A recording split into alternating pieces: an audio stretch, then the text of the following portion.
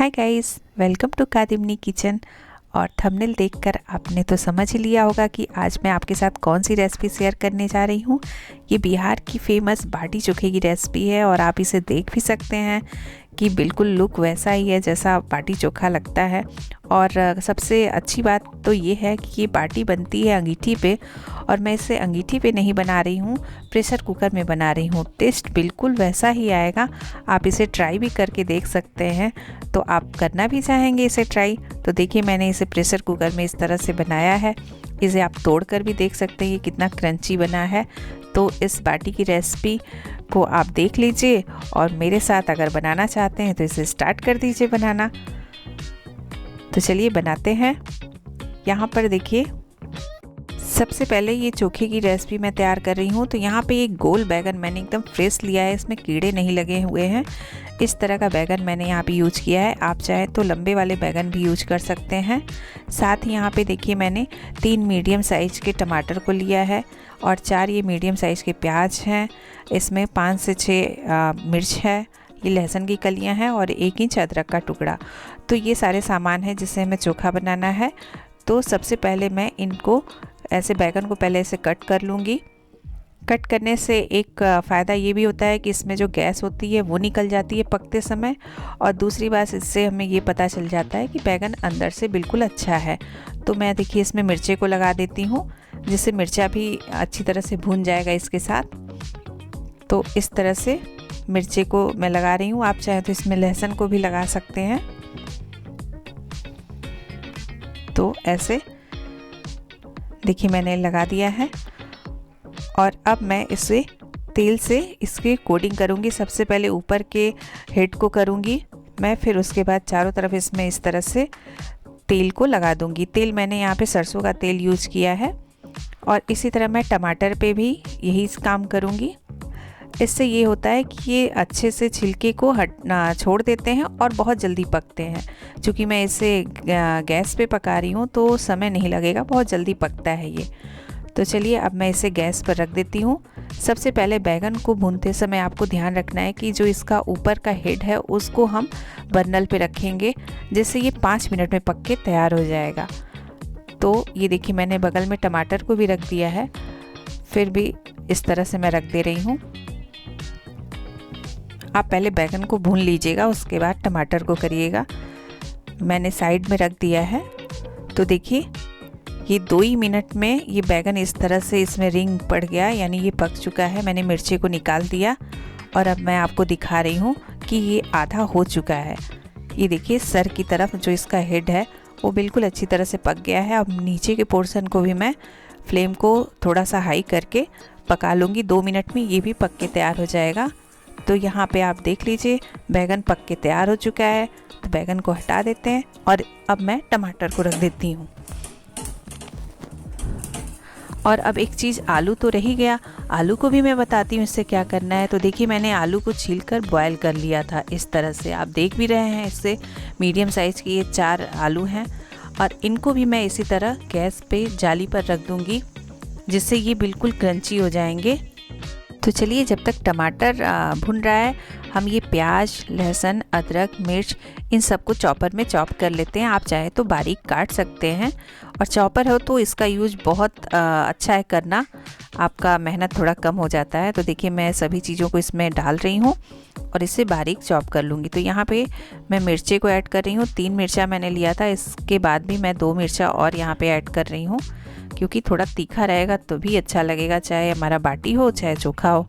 तो देखिए मैं इसे चॉप कर ले रही हूँ इस तरह से, और ये अब चॉप हो गए हैं। बहुत बारीक आपको नहीं करना है, इस तरह इसका टेक्सचर हो। तो मैं इसे प्लेट में निकाल लेती हूँ और इनके हाफ पार्ट कर देने हैं, क्योंकि मैं जब सत्तू बनाऊंगी तो उसमें भी हमें इसे ऐड करना है यही मटेरियल। तो देखिए मैंने इसे हाफ पार्ट में कर दिया है कि आधा हमें चोखे में यूज करना है और आधा सत्तू में। तो यहाँ पे देखिए टमाटर भूनकर तैयार हो चुका है।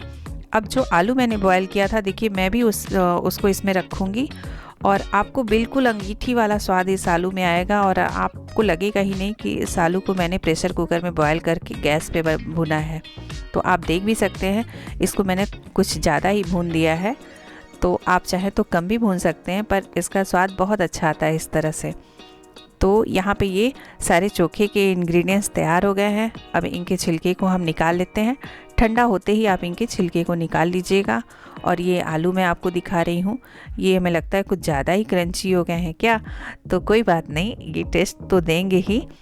तो चलिए अब मैं इनको छील लेती हूँ तो अब छील के दिखाती हूँ। सभी चोखे के जो मटेरियल थे उनके छिलके को मैंने हटा लिया है। और अब एक इस तरह से बड़ा बर्तन लेना है जो गहरा हो, उसमें बैगन को सबसे पहले इस तरह से चाकू को कट कर देना है। कट करके आप यूज करिएगा, इससे इसके रेसे नहीं आते हैं चोखे में। और ये ध्यान रखिएगा, नहीं बार बार में रेसे जैसे उसका आने लगेगा तो वो अच्छा नहीं लगता। तो इस तरह से आप कट कर दीजिए। यहाँ पे फिर मैं टमाटर को भी इसी तरह से कट कर दूँगी। और टमाटर अगर हार्ड लगेगा तो जो उसके कड़े भाग होंगे उनको आप निकाल दीजिएगा। तो इस तरह से देखिए मैंने टमाटर को भी इस तरह से चॉप कर दिया है।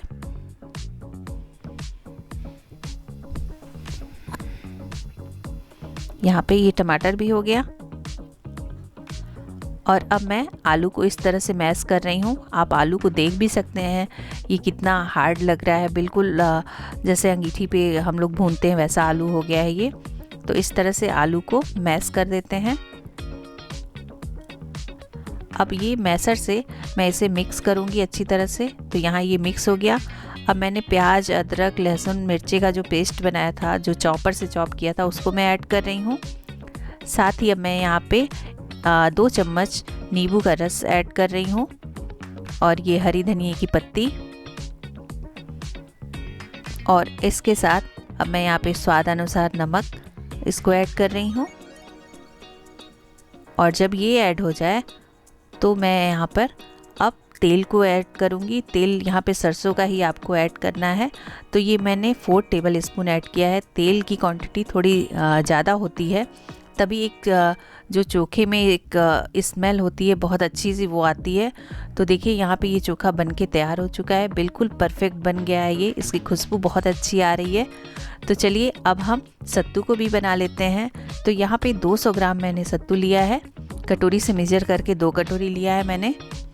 और अब ये प्याज का जो मैंने टेक्सचर रखा था उसको यहाँ पे ऐड कर रही हूँ। इसके साथ आप देखिएगा मैं और क्या क्या ऐड कर रही हूँ। यहाँ पे देखिए मैं 1 टीस्पून अजवाइन ले रही हूँ। और थोड़ा सा कलौजी, जिसको हम लोग मंगरेल भी बोलते हैं, वो ½ टीस्पून यहाँ पे ऐड कर रही हूँ। इन दोनों को हाथ से ऐसे हल्का सा रब करके आपको इसमें ऐड करना है, जिससे खुशबू बहुत अच्छी आती है। अब मैं इसमें धनिया की पत्ती को ऐड कर रही हूँ। उसके साथ ही अब यहाँ पर आप नमक स्वाद अनुसार ऐड कर दें। यहाँ देखिए मैं जो लाल मिर्ची का अचार होता है मैं उससे ऐड कर रही हूँ। आपके पास अगर ये नहीं है तो आप नींबू के रस को यूज कर सकते हैं, क्योंकि इसका खुशबू और इसके जो मसाले होते हैं ना वो इस सत्तू के मसाले को बहुत अच्छा बना देते हैं। तो मैं यहाँ पे इसको ऐड कर रही हूँ। इसे मिक्स करने के बाद हमें लास्ट में तेल को ऐड करना है। तो तेल यहाँ पे भी मैं वही सरसों का मस्टर्ड ऑयल ही ले रही हूँ। तो देखिए इसे भी मैं 4 टेबल स्पून ऐड कर रही हूँ। और तेल से इसकी खुशबू भी अच्छी आती है और बाइंडिंग भी बहुत अच्छी होती है। तो आपको इस तरह का टेक्सचर रखना है। अगर ऐसा नहीं आ पा रहा है तो हल्का सा आप पानी यूज कर लीजिएगा, क्योंकि ये जो सत्तू का मसाला है ये थोड़ा बंधना चाहिए मुट्ठी की तरह। मैं आपको दिखा रही हूँ कि ये कैसा इसका होना चाहिए, इस तरह से ये बांधने पे बंध जाए। तो ऐसा ही आपको टेक्सचर रखना है। तो यहाँ पे हमारा सत्तू भी बन के तैयार हो चुका है। चलिए अब आटे को तैयार कर लेते हैं। तो यहाँ पे ½ kg मैंने आटा लिया है, गेहूं का आटा है ये। और इसमें अब मैं अजवाइन को ऐड करूँगी। पहले मैंने नमक को ऐड किया। नमक स्वाद अनुसार, हल्का ही नमक रखना है आपको, नमक तेज नहीं करना है क्योंकि सत्तू में भी नमक है। अब मैं यहाँ पे 1 टीस्पून अजवाइन ले रही हूँ। इसको इस तरह से रब करके इसमें ऐड कर रही हूँ। और अब यहाँ पे रिफाइंड ऑयल यूज कर रही हूँ मैं। इसे भी देखिए मैंने 4 चम्मच यूज किया। और इसे मिक्स कर लेना है। मिक्स करने के बाद हल्के गुनगुने पानी से आपको इसे मैश करना है। आप चाहें तो यहाँ पे दूध का भी यूज कर सकते हैं, दूध से भी ये बहुत सॉफ्ट बनता है। तो मैं इसे पानी से ही यूज करूँगी, गूँथने में पानी का ही यूज करूँगी। तो अब हल्के हल्के पानी के साथ हमें इसे गूँथना है और इसका डो हमें हार्ड बनाना है। इसका डो कड़ा रहे, हल्का सॉफ्ट न रहे, नहीं तो ये जब हम प्रेशर कुकर में इसको रखेंगे तो ये हल्का हल्का जैसे इसका जो शेप होगा ना वो बिगड़ जाएगा। जैसा शेप होना चाहिए वैसा नहीं आएगा, वो थोड़ा और सॉफ्ट हो जाता है। तो इस तरह से देखिए हार्ड डो एकदम बना लेना है। मैंने बना लिया है। तो आटा भी यहाँ पे तैयार हो गया है। मैं आपको इसको दिखा रही हूँ इस तरह से। तो यहाँ पे देखिए ये चोखा भी बन के तैयार हो चुका है, ये सत्तू भी बन गई है और आटा भी तैयार हो गया है। तो हमारे सारे काम फाइनल हो गए हैं। तो चलिए अब हम बाटी को तैयार करते हैं। तो यहाँ पे हल्का सा आटा लेना है और एक बड़ी सी लोई लेनी है, जितनी बड़ी हमें बाटी बनानी है। और इसको देखिए इस तरह से आटे को लगाकर बीच में अंगूठे दोनों अंगूठों को प्रेस करते हुए और किनारे से चारों उंगलियों को ऊपर की तरफ ले जाते हुए ऐसे हमें कटोरी का शेप बनाना है। बहुत इत्मीनान से बनाइएगा आप इसको, बहुत जल्दीबाजी मत करिएगा। तो देखिए इस तरह से कटोरी का शेप बन गया है। और अब यहाँ मैं सत्तू की स्टफिंग ऐड कर रही हूँ। इसमें 2 चम्मच लिया है मैंने, आप चाहे तो और कम भी ले सकते हैं। बहुत ज़्यादा स्टफिंग नहीं भरिएगा, नहीं ये बाटी फिर ऊपर से टूटने लगेगा। तो इस तरह से हाथों से प्रेस करते हुए इसे दबाना है।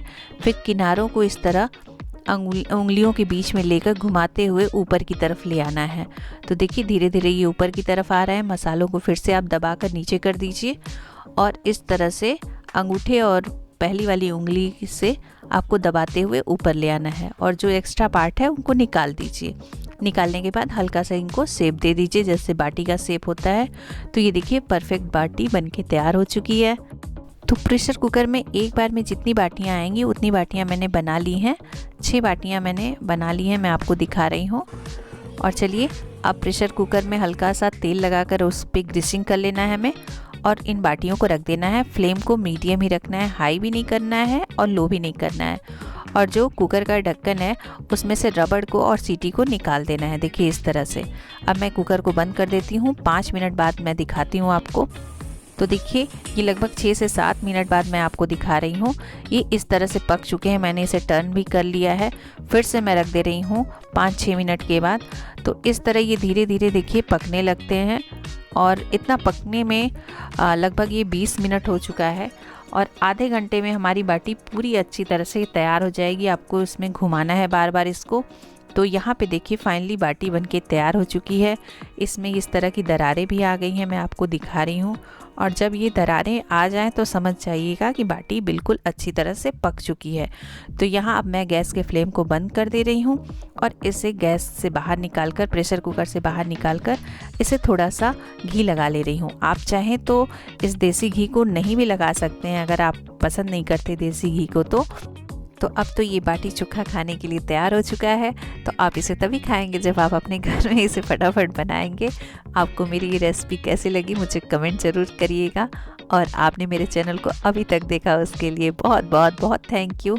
फिर से मिलते हैं नेक्स्ट रेसिपी के साथ। Okay, bye bye.